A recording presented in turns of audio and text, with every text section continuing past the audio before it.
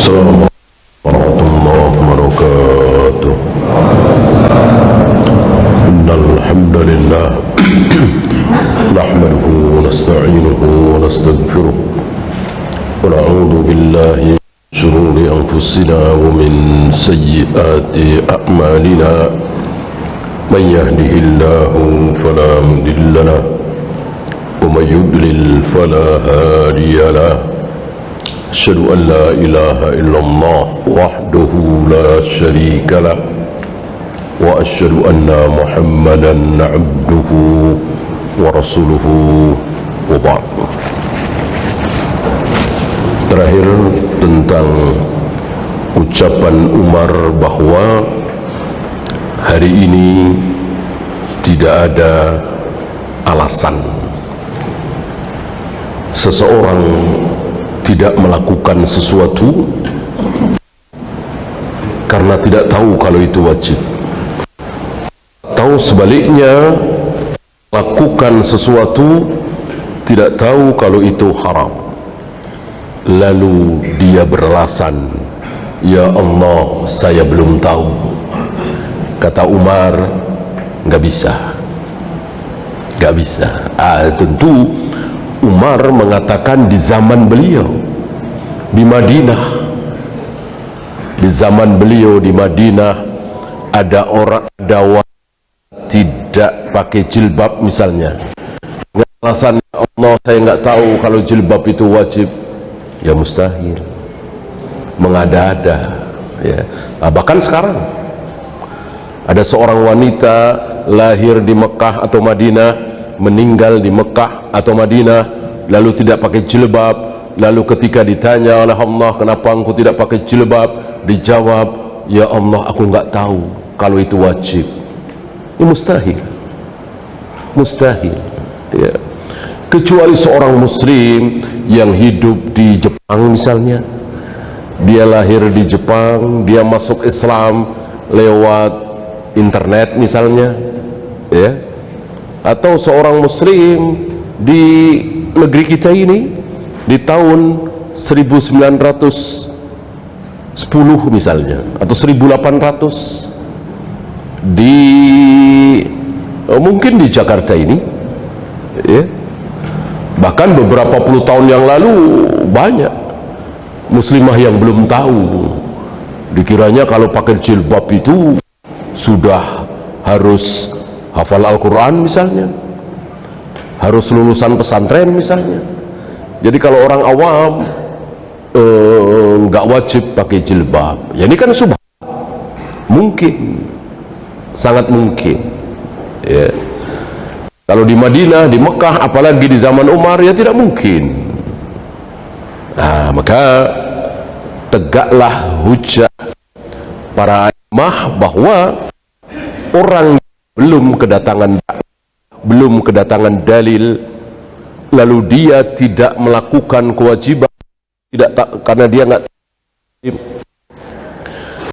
dia melakukan hal yang haram, dia nggak tahu kalau itu haram, dia nggak tahu rokok itu haram, dia nggak tahu musik itu haram, dia nggak tahu motong jenggot itu haram misalnya, dan nggak ada yang ngasih tahu. Tokoh-tokohnya, ulamanya nggak ngasih tahu, atau mungkin tokoh-tokohnya juga tidak tahu. Nah, orang seperti itulah yang nanti pada hari kiamat akan diuji lagi dengan contoh seseorang yang menyuruh anak-anaknya, kalau dia mati, dia nyuruh anak-anaknya untuk membakar mayatnya ya. Bukannya masuk neraka karena dia menyuruh maksiat, bakar mayat kan maksiat besar, malah masuk surga. Kenapa? Karena dia lulus dari ujian itu ya. Bukan karena dia nggak tahu, nggak, kalau begitu enak, nggak tahu saja. Bukan karena dia tidak tahu, tapi karena dia lulus dari pertanyaan itu ya. Ya, kita lanjutkan pasal ke-5. wa'lam rahimakallah, ketahuilah semoga Allah merahmatimu, anna ad-dina innama jaa min kibalillah, bahwa agama ini datang dari sisi Allah tabaraka wa ta'ala, lam yuda' ala uqulir rijal wa araihim, tidak berdasarkan akal seseorang, pendapat seseorang, walaupun seseorang itu adalah Rasulullah sallallahu alaihi wasallam. Bolehkah kita mengatakan agama ini karangan Rasulullah? Enggak. Kalau agama ini karangan beliau, suka-suka beliau, beliau tidak akan gundah, beliau tidak akan galau saat beliau disuruh sholat tapi membelakangi Ka'bah, sholat membelakangi Ka'bah, galau beliau, gelisah beliau.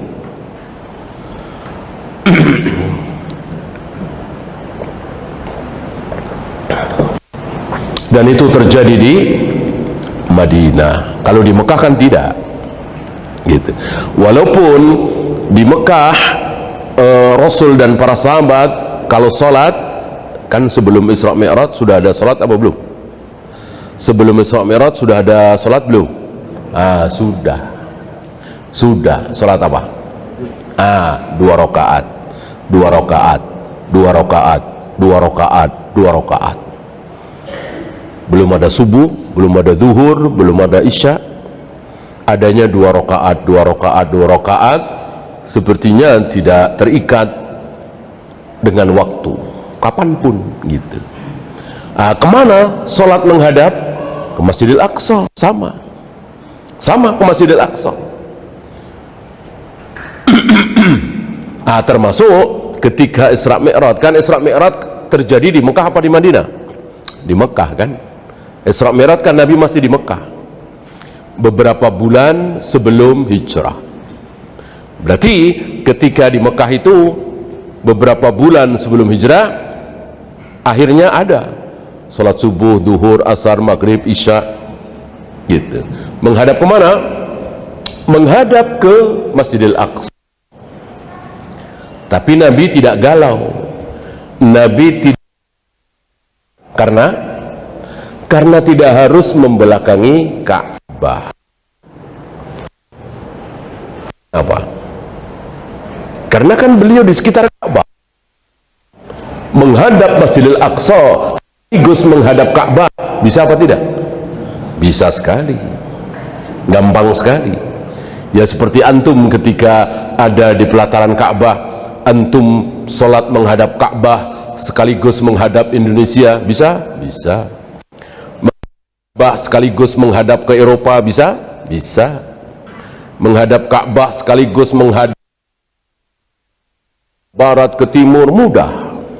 Tinggal kita cari posisi saja kan? Itu Makkah. Madinah itu letaknya antara Mekah dengan Syam, antara Mekah dengan Palestina sekarang, antara Masjidil Haram dengan Masjidil Aqsa. Artinya orang yang otomatis membelakangi Masjidil Aqsa. Ketika menghadap Masjidil Aqsa, otomatis membelakangi Ka'bah. Maka hari pertama, hari kedua, bulan pertama, bulan kedua beliau ada di Madinah, sholat gelisah beliau, nggak enak beliau, dan bolak-balik menghadap ke langit, memohon kepada Allah supaya Ka'bah, sholat itu menghadap ke Ka'bah. Ini menunjukkan apa? Ini menunjukkan bahwa agama milik Allah, bukan milik Rasulullah alaihi salatu wassalam. Beliau cuman menyampaikan. Beliau nggak boleh ngarang-ngarang sendiri, dan beliau nggak berani. Kalau beliau berhak, tentu nggak akan gelisah. Langsung saja beliau ambil inisiatif salat menghadap Ka'bah. Enggak berani beliau, dan dosa besar beliau kalau berani melakukan itu, ya. Maka tepat sekali di sini, lam yudha' ala ukulir rijal wa araihim, tidak berdasarkan akal siapapun, pendapat siapapun. Maka sekali berimam Syafi'i, sekali berimam Malik, bahkan sekali berabu Bakar dan Umar, tidak berhak memasukkan pendapatnya, ro'yunya ke dalam Islam ini. Jadi betul-betul Islam dari Allah lewat lisan Nabi, lewat contoh dari Nabi sallallahu alaihi wasallam.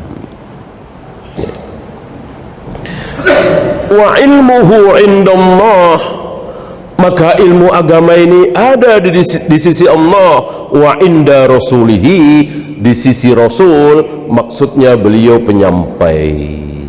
Contohnya, apapun yang dilakukan oleh beliau itu pasti dari Allah, ya. Maka tidak boleh dibedakan antara Allah dan Rasulnya dalam masalah, nah, tidak boleh dibedakan antara Allah dan Rasulnya dalam masalah penghalalan, pengharaman, pensyariatan. Gak boleh dibedakan. Dihalalkan oleh Rasulullah, otomatis dihalalkan oleh Allah. Diharamkan oleh Rasulullah, otomatis diharamkan oleh Allah. Disyariatkan oleh Nabi, otomatis disyariatkan oleh Allah, dan begitu seterusnya. Maka salah satu hadis maudhu, palsu, ada riwayat yang menyatakan bahwa sebagaimana Allah mengharamkan Mekah, maka aku mengharamkan Madinah. Tidak mungkin Nabi berani mengucapkan kalimat ini, ya. Seolah Nabi bersaing dengan Allah. Allah mengharamkan, mensucikan Mekah, aku bisa mengharamkan, mensucikan Madinah. Tidak. Maka ikuti Allah, mengharamkan, mensucikan Mekah, kemudian Madinah.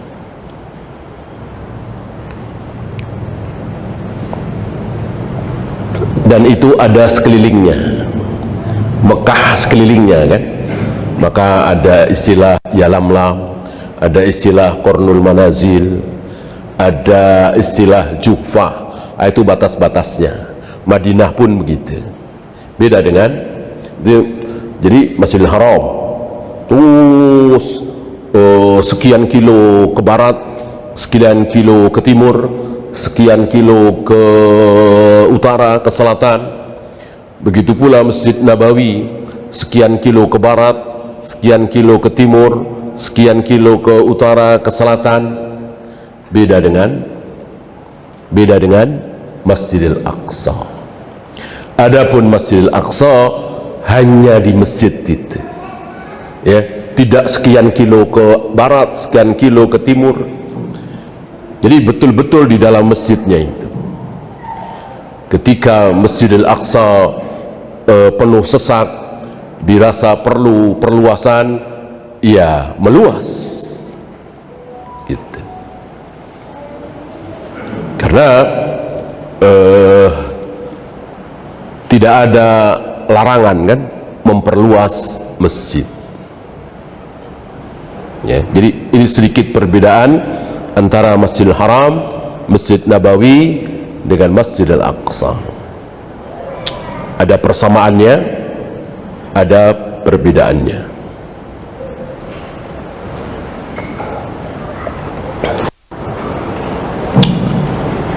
Fala tattabi' syai'an bihawa, jangan mengikuti hawa, keinginan pribadi, ra'yu, penalaran sedikit pun, ya. Ini peringatan keras terutama bagi yang hafal Al-Quran, hafal ribuan hadis, tahu kaidah fikih, tahu kaidah usul. Jangan mentang-mentang ilmunya luar biasa, lalu memasukkan pendapat dia di dalam agama itu. Oleh karena itu Imam Syafi'i, Imam Malik, Abu Hanifah, Sufyan bin Uyainah, Sufyan Ats-Tsauri, ketika mereka berpendapat di ayat tidak ada, di hadis tidak ada, tapi dituntut jawaban, harus menjawab, maka mereka mengatakan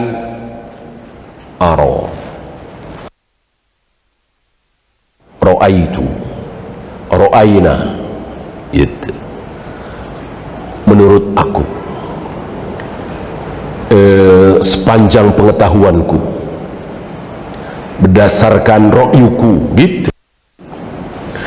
Kalau bawa ayat, bawa hadis, ini hak, ini dalil, ini qala Allah wa qala Rasul, mantap sekali mereka.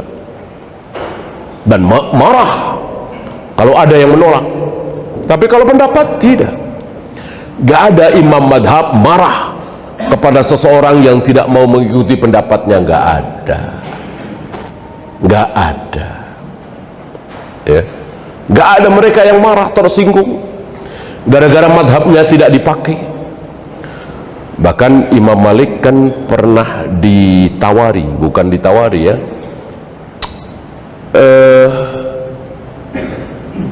diusulkan supaya kitab Al-Muwatta ini menjadi kitab rujukan resmi negara.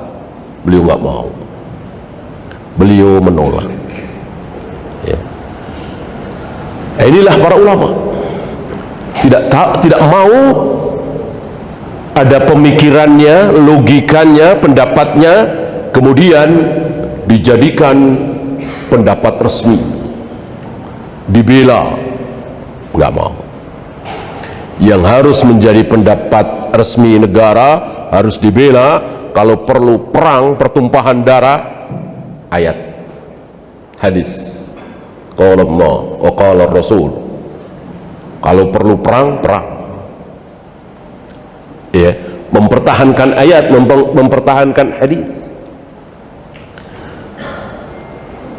Ada orang yang berkuar-kuar katanya kiamat akan terjadi hari Senin, bukan hari Jumat. Ini kan jelas melawan hadis ya.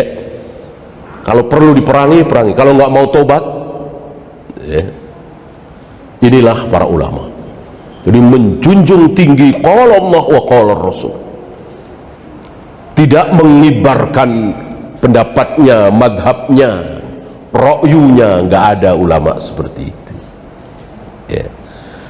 Hari ini kita saksikan, sayang seribu sayang, ulama bukan, hafal Al-Quran juga tidak, ribuan hadis dia belum sampai, tapi begitu bangga, begitu girang, bahkan mewajibkan pengikutnya, anggotanya untuk mengikuti dirinya.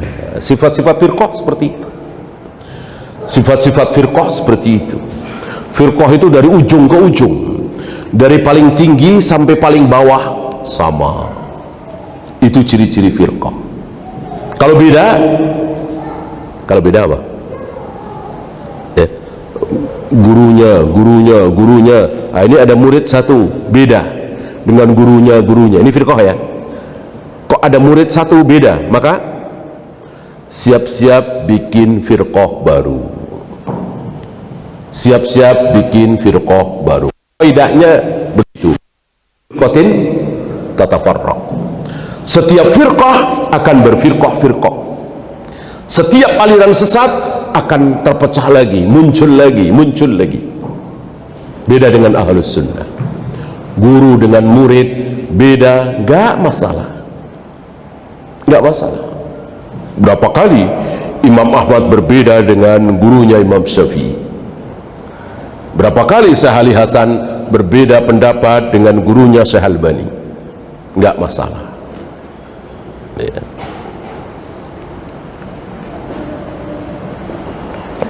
Dan tidak harus gurunya yang selalu benar.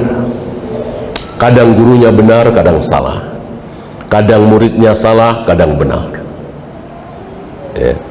Inilah kehebatan Ahlus Sunnah. Jadi kebenaran itu di atas segala-galanya, milik Allah dan Rasulnya. Beda dengan firqah-firqah itu. Antum tahu insya Allah lah apa yang antum kenal dari firqah, atau barangkali antum punya pengalaman masuk di firqah itu, entah NII, entah LDII, entah Jamus, entah ini. Coba aja dari ujung ke ujung harus sama, dan gak ada kembali kepada Al-Quran dan Sunnah ya, kecuali sekali-sekali pembicaraan seperti itu, tidak ditafsir, tidak dipraktekkan, tidak ada tatbikul amal ya. Beda dengan Ahlus Sunnah. Kembali, nih ayatnya, nih hadisnya ya. Walaupun yang paling rendah,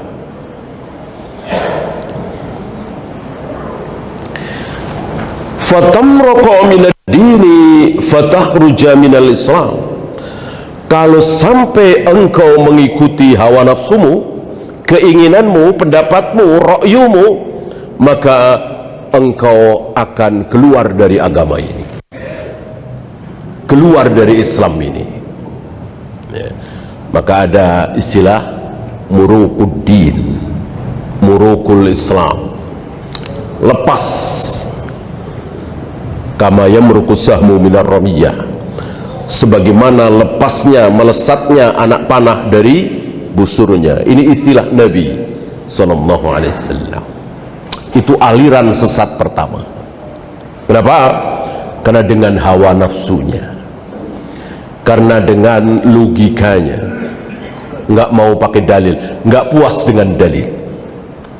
Mosok berzina, minum khamr, judi, jarang sholat, bisa masuk surga. Ini dia. Sementara yang ada di hadapannya ini dia lakukan puasa, zakat, haji, jauh dari zina, khamr, judi dan seterusnya. Tiba-tiba melihat seorang muslim sholat jarang, malah sering berzina, minum khamr, berjudi, bisa masuk surga ya. Pakai ra'yunya, pakai logikanya. Dia nggak puas dengan jawaban gurunya, nggak terima secara akal. Maksiat segitu besar kok akhirnya masuk surga ya. Padahal yang mengatakan tentang bitokoh, hadis bitokoh siapa? Rasulullah alaihi salatu wassalam, yang mengatakan Nabi. Masa ucapan Nabi ditolak oleh akal? Ya Rasul, nggak masuk akal ya Rasul. Berani begitu?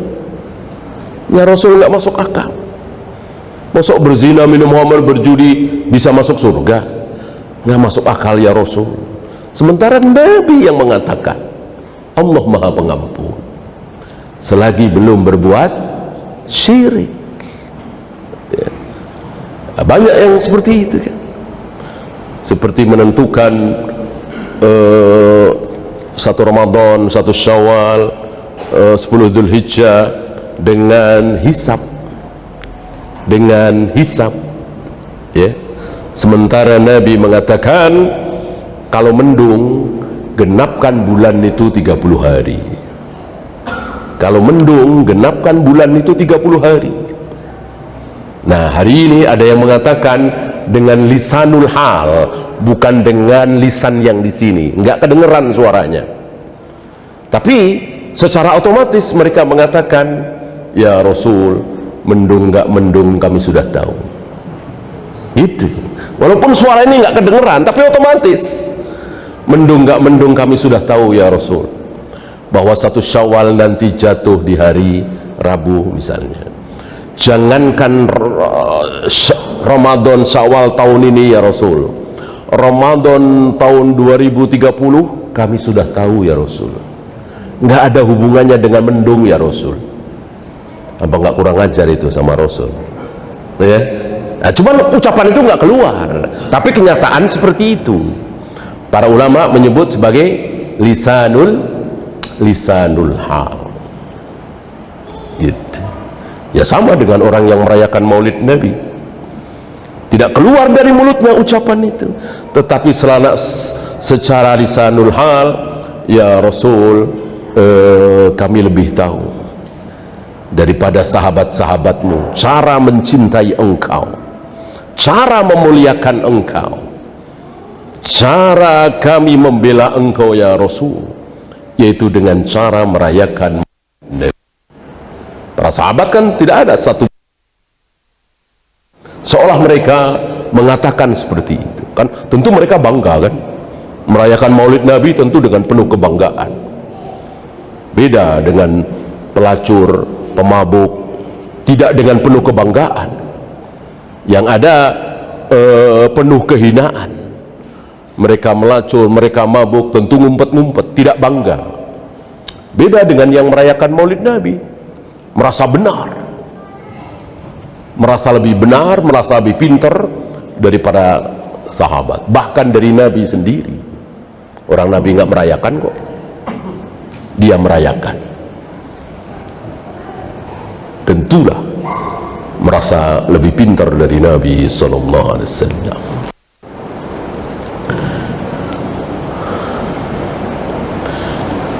Fa innahu la hujjata laka, karena fa innahu la hajjata laka, tidak ada hajat, ya, tidak butuh, itu tidak butuh agama ini. Maka seandainya tidak tahu, sudah lebih baik tawakuf. Wallahu a'lam. Ya. Berapa banyak ulama yang mengucapkan wallahu a'lam ketika ditanya. Yang terkenal siapa? Anda masih ingat? Ulama besar, guru besar dari Imam Syafi'i, Imam Malik. 40 pertanyaan, 40 pertanyaan itu cuma dijawab 6 atau 7, ya. Orang ini datang dari jauh, dan sebelum menghadap Imam Malik, beliau nanya dulu, ya, ke Sufyan bin Uyainah, ke Sufyan As-Sauri, ke Imam Syafi'i dan lain-lain. Mereka semua menyarankan tanyakan ini ke Imam Malik. Tentu dengan mantap orang ini mendatangi Imam Malik dan mempertanyakan 40 pertanyaan itu, dan dijawab cuman 6 kira-kira. Orang ini kaget, ya Imam, aku datang ke sini itu disarankan oleh imam-imam yang lain, ulama-ulama yang lain, semuanya menyarankan kepadaku untuk bertanya kepada engkau, dan aku datang dari jauh.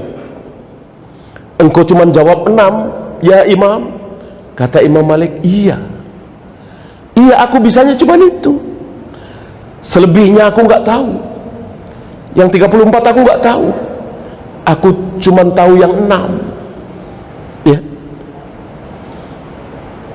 Bagaimana kalau nanti aku pulang, rupanya itu pertanyaan-pertanyaan titipan. Bagaimana kalau aku pulang ke kaumku ya Imam? Kata Imam Malik dengan enteng, sampaikan kepada mereka, sampaikan kepada orang-orang. Malik ditanya 40 pertanyaan, cuman bisa jawab 6. Sampaikan, gitu. Nggak takut, nggak kayak kita, ya. Jangan bilang-bilang, ya, kalau saya nggak, udah sampaikan aja gitu. Jangan bilang-bilang kalau saya nggak bisa jawab. Itu kita, ya, malu kalau nggak bisa jawab. Imam Malik nggak malu, sampaikan kepada orang-orang bahwa Malik ditanya 40 pertanyaan, cuman bisa jawab 6. Inilah para a'immah kita, inilah para salaf kita, nggak takut dihina, dicaci, dikucilkan, dianggap nggak bisa, dianggap nggak pecus, nggak takut, karena ilmu mereka itu betul-betul dipamerkan kepada Allah. Inilah para salaf kita. Antum pernah dengar kisah Ibnu Rajab Al-Hambali? Ibnu Rajab Al-Hambali satu ketika membahas tentang satu permasalahan di depan murid-muridnya, nggak banyak, mungkin belasan, tentang sebuah permasalahan, dan dibahas oleh beliau dengan hujah, dengan dalil, dengan istidlal yang luar biasa. Terkagum-kagum muridnya itu. Nggak lama setelah itu, beliau berserta murid-muridnya atau beberapa muridnya diundang ke istana, dan di istana sudah berkumpul ulama-ulama yang lain. Lalu sang khalifah atau amir, ya, di bawahnya khalifah, bertanya tentang beberapa permasalahan. Kebetulan permasalahan yang kemarin itu ditanyakan juga oleh sang khalifah. Pertanyaan yang kemarin dibahas di depan murid-muridnya itu dengan hujah yang luar biasa itu, ya. Dimulai dari ulama A dijawab begini-begini, ulama B jawab begini-begini. Kata muridnya, jauh pembahasannya dibanding dengan gurunya Ibnu Rajab Al-Hambali, ya, dari dalilnya, dari hujahnya, dari ininya, dari itunya, ya biasa aja gitu, datar-datar aja istilah kita. Sampailah giliran Ibnu Rajab Al-Hambali. Murid-muridnya menunggu-nunggu ini, berharap gurunya minimal akan menyampaikan persis seperti kemarin, biar ulama yang lain termasuk khalifah terkagum-kagum gitu. Ibnu Rajab malah nggak mau jawab, udah lewat saja, seolah dia nggak tahu tentang masalah itu, lewat saja gitu. Bukannya makin semangat menjawab karena ada ulama-ulama lain, apalagi di hadapan khalifah, malah suruh lewat, ya.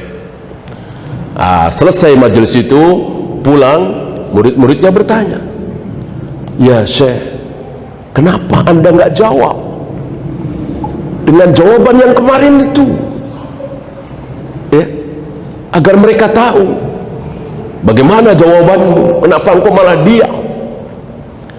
Beliau menjawab, saat aku membahas masalah itu di hadapan kalian, gak ada yang aku inginkan kecuali wajah Allah. Gak ada niat pamer sama siapa, orang murid-muridnya sendiri, masuk pamer sama murid, ya. Tapi begitu tadi aku berada di hadapan ulama-ulama lain, apalagi ada khalifah, ada sesuatu di hatiku, ada sesuatu di hatiku. Ya biasalah, setan datang, iblis nipu, ya, tampakkan kehebatanmu, yang lain gak ada apa-apanya, tampakkan di hadapan khalifah. Biasa, setan, iblis nggak tinggal diam. Maka lebih baik aku diam. Ini luar biasa para imam kita, para salaf kita, untuk menjaga keikhlasan itu. Di saat banyak yang lihat, di saat banyak yang nonton, justru ya biasa-biasanya, ya, beda dengan kita. Jamaah banyak, semangat. Jamaah cuman dikit, ya males-malesan, ya seperti orang-orang munafik. Sholat duhur, sholat asar, maghrib, semangat ke masjid berjamaah. Begitu isya, begitu subuh, males-malesan. Kenapa? Karena nggak kelihatan. Kalau duhur, asar kan kelihatan, terang benderang. Ini di zaman Nabi, ya. Isya, subuh kan gelap. Jangan sampai kita berkelakuan seperti orang-orang munafik kita, ya. Bersemangat menampakkan ibadah di hadapan manusia.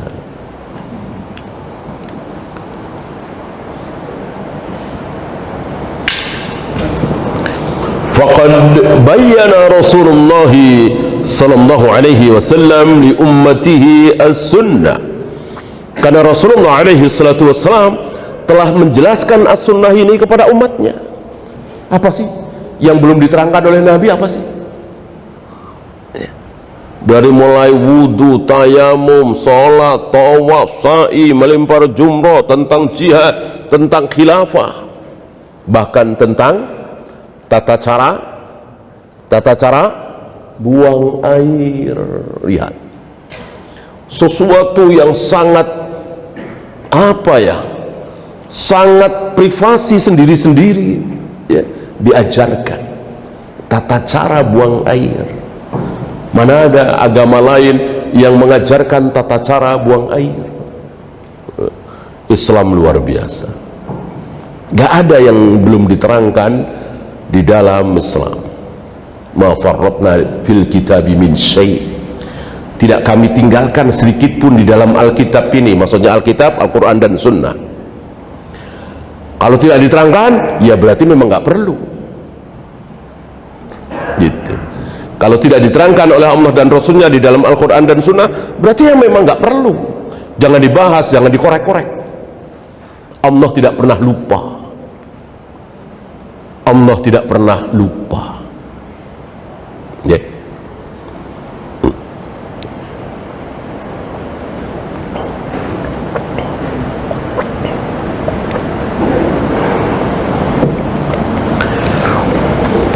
Rukuk begini, sujud begini, i'tidal begini, melempar jumrah begini. Nah, ada yang tidak dijelaskan oleh Nabi, ya berarti nggak perlu dikorek-korek. Ya. Apa yang dilarang oleh Allah dan Rasulnya? Makan babi, gitu. Darah, gitu. Bagaimana sungsum? Nah, ya kalau nggak dilarang sudah, jangan dikorek-korek. Ya berarti boleh. Yang dilarang darah, gitu. Jangan menyandarkan tangan kiri ke belakang, gitu. Jangan menyandarkan tangan kiri ke belakang. Kalau tangan kanan gimana? Ya berarti nggak dilarang. Yang dilarang tangan kiri. Kalau dua tangan, ya berarti nggak dilarang. Yang dilarang tangan kiri. Paham ya? Jangan meniup makanan. Ya sudah, jangan ditiup. Ya. Oh, berarti orang niup makanan itu kan biar dingin. Berarti maksudnya mendinginkan makanan lebih cepat. Nggak boleh. Ini kata siapa? Ya. Nabi cuma bilang jangan meniup makanan minuman, mau panas mau dingin. Apa ada keterangan dari Nabi meniup makanan itu dalam rangka mendinginkan? Berarti mendinginkan makanan minuman nggak boleh. Berarti masukin ke kulkas, masukin ke freezer nggak boleh dong. Mendinginkan secara cepat, ya. Mana nggak ada. Pokoknya Allah melarang kita lewat lisan Nabi alaihi salatu wassalam meniup makanan, meniup minuman, titik. Bukan melarang mendinginkan, gitu ya. Bahkan sudah dingin kayak gini ditiup boleh apa tidak? Ya nggak boleh, kan dilarang. Ya. Kalau misalnya ada semut atau apa kotoran, biar nggak keminum kita tiup dikit, boleh? Tidak boleh. Jangan. Singkirkan pakai apa gitu. Pokoknya jangan ditiup. Bahwa ada bahaya pasti, nggak mungkin nggak. Ya. Bahaya makan babi, bahaya berzina, bahaya minum darah, bahaya menikahkan kakak dan adik, bahaya menikahkan paman dengan keponakannya, pasti ada, pasti, nggak mungkin nggak. Cuman kadang kita tahu, kadang tidak. Kadang kita tahu, kadang kita tidak.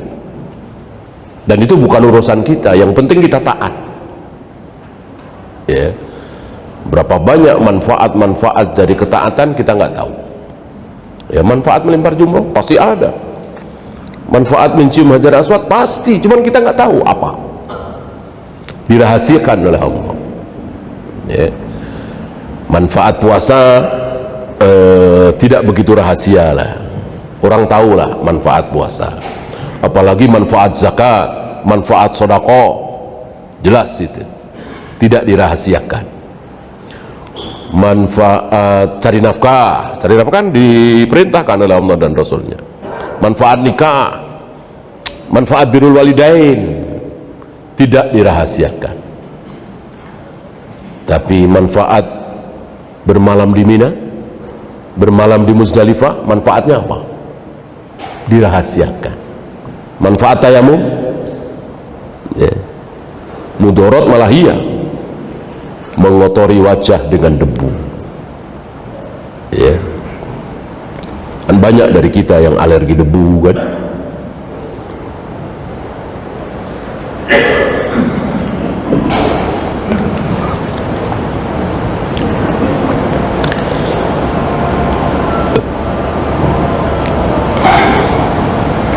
Wa awdahaha li ashabihi, dan beliau telah menerangkan Islam ini kepada para sahabat. Ada yang terluput? Tidak. Ada yang terlupa Nabi nggak sampaikan? Tidak. Sebagian saudara-saudara kita ada yang mengatakan, sekali lagi dengan lisan hal, bukan lisan yang ada di mulut, ya, ada yang kelupaan, ya. Ada ajaran yang kelupaan Nabi nggak sampaikan kepada para sahabat. Apa? Maulid Nabi, salawat nariyah, apa itu tahlilan 3 hari, 7 hari, 40 hari, Nabi kelupaan, nggak nyampaikan kepada para sahabat.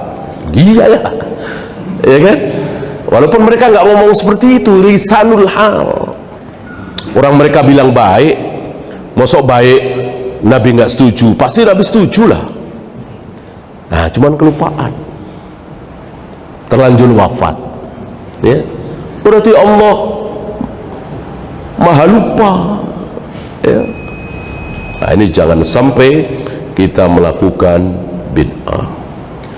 Ya, silakan. Azan dulu. Sallallahu ala Muhammadin sallallahu alaihi wasallam.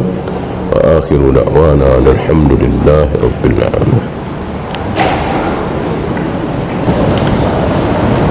Alhamdulillah, wassalatu wassalamu ala rasulillah, la hawla wa la quwwata illa billah wa ma'ad. Kita lanjutkan sedikit.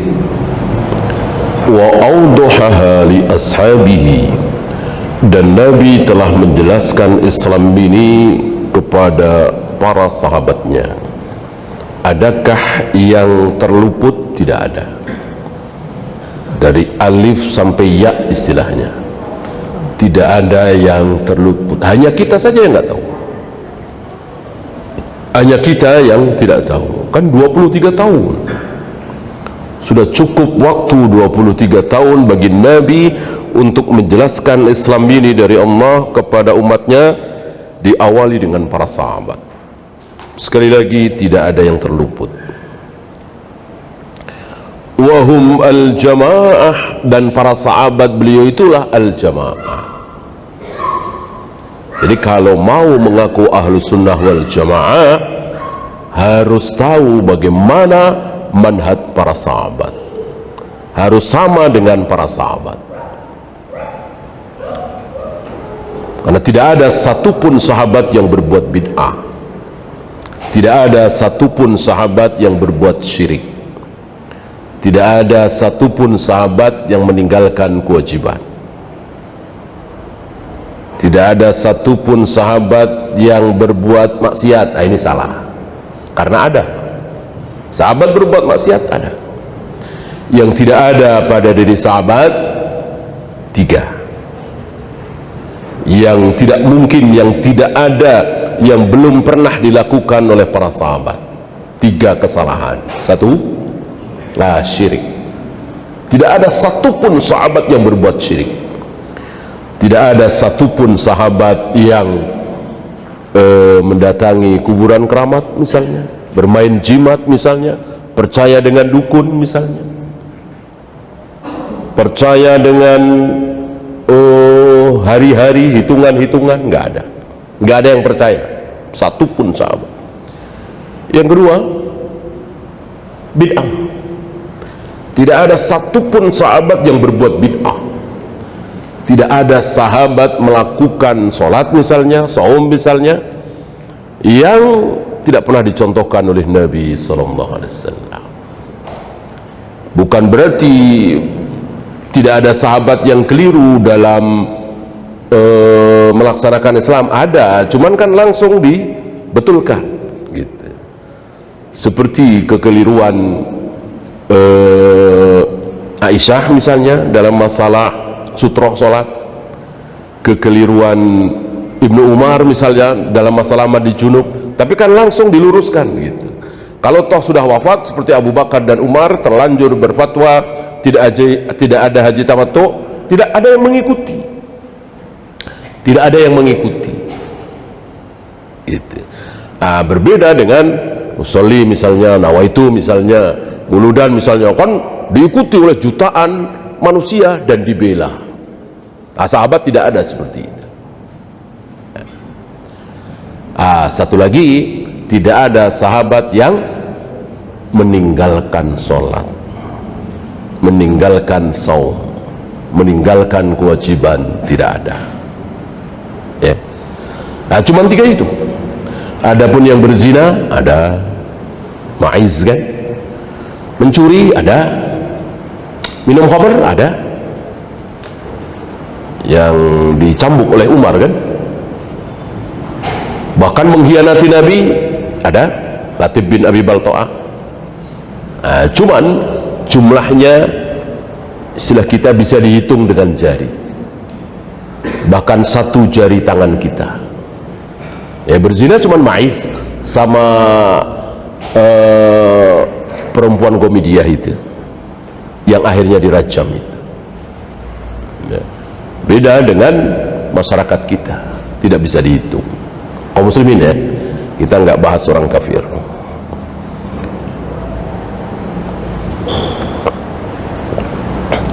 Wahum as-sawadul a'zam, sawad hitam, a'zam besar, hitam yang besar, menunjukkan jumlah yang banyak. Itulah ahlus sunnah wal jamaah. Ya, itu saja. Subhanakallahumma bihamdika, asyhadu an la ilaha illa anta, astaghfiruka wa atubu ilaik. Assalamualaikum warahmatullahi wabarakatuh.